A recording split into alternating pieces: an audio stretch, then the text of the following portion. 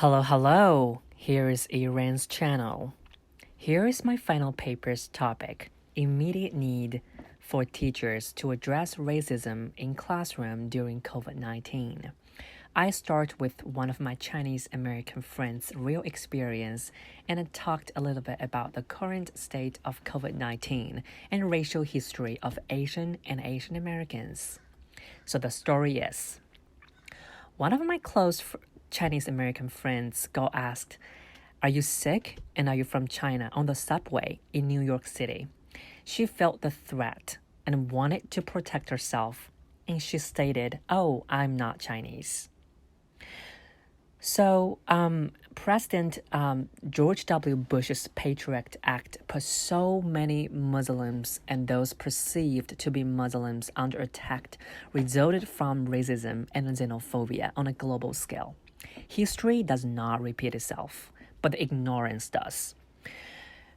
President Trump used the term Chinese virus as a counterattack in response to Chinese government. Yet, his words not only have put Chinese Americans and other Asian Americans' lives under threat, and the raged hatred and the violence and misunderstanding towards Asians all around the world. But also, his words spread fear, anxiety, and concerns to Asian international people whose legal state visas might be terminated by the Immigration Department.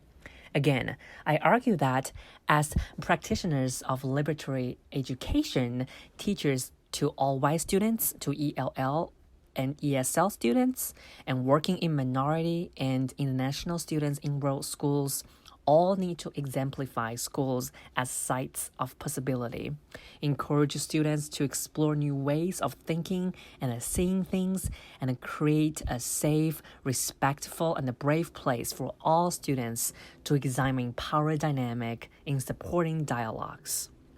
So, my first theme is racial ideology of Asian Americans and Asian international persons. Traditional racial identity theories do not offer a perspective of Asians' intertwined ethnic identity and their experience, but tell their stories from a binary of people of color and conformity of whiteness.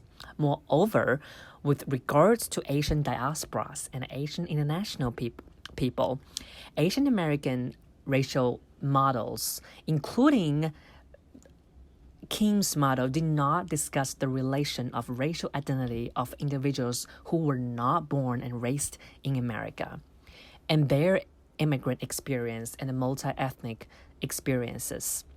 In this manner, I argue here for the importance of recognizing racial experience of Asian Americans and especially Asian diasporas and Asian international students as an important part of American racial ideology, oppressions, and the power dynamic related to whiteness, not only as a static body, but rather as being fluid, connecting to multifaceted social factors and responding to complex identities, both in a personal and a public level.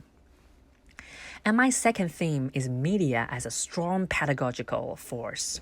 Media is a powerful pedagogical force, shaping people's understandings of the world.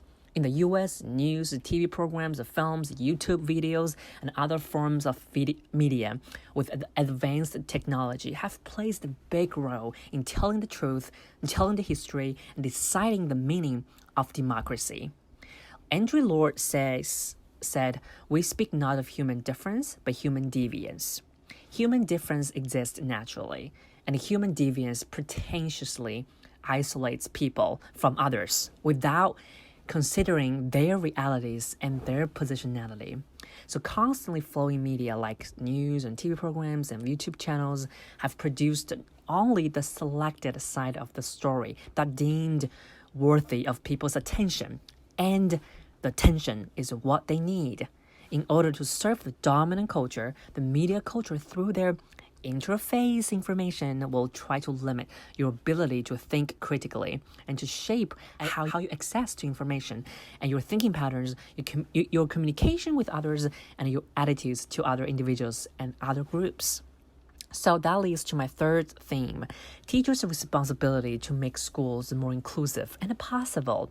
I highlight the importance of political dimension in schooling and the need for educators to embrace their multiple roles in developing a social activist teacher persona.